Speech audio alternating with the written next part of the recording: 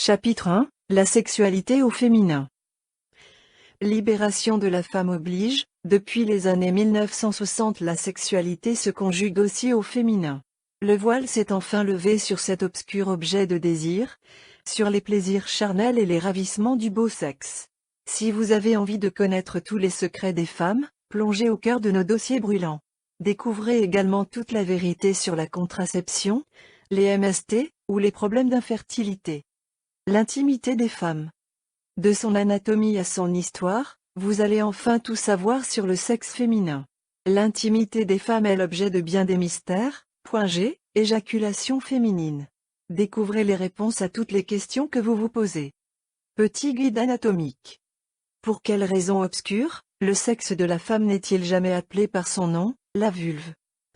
D'Apollinaire à San Antonio, on lui préfère toutes sortes de synonymes, des plus imagés aux plus poétiques. Malgré la libération des mœurs, le raccourcissement des jupes, le sexe des femmes reste un objet secret, invisible. À découvrir. Comme pour entretenir le mystère, la vulve présente des parties directement visibles que sont le mont de Vénus, les grandes lèvres, mais aussi des parties cachées, les nymphes, petites lèvres, le vestibule où se situe l'orifice de l'urètre et du vagin et le clitoris. Voir photo 1. Le mont de Vénus ou mont du pubis, est un coussin graisseux recouvert des poils pubiens. Les grandes lèvres sont recouvertes de poils sur leur face externe.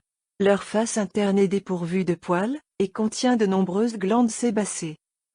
Elles ne se rejoignent pas en arrière, mais se fondent dans le périnée au niveau de la fourchette vulvo-anale. Les nymphes ou petites lèvres sont deux replis de peau qui se gonflent et rougissent lors de l'excitation sexuelle. Dépourvues de poils, roses sur leur face externe et brunes sur leur face axiale, elles mesurent environ 3 cm de longueur, mais leur taille est très variable d'une femme à l'autre. Leurs extrémités affleurent ou débordent la fente vulvaire. Elles se rejoignent en haut et en avant pour former le capuchon et le frein du clitoris, mais ne se rejoignent pas forcément en arrière.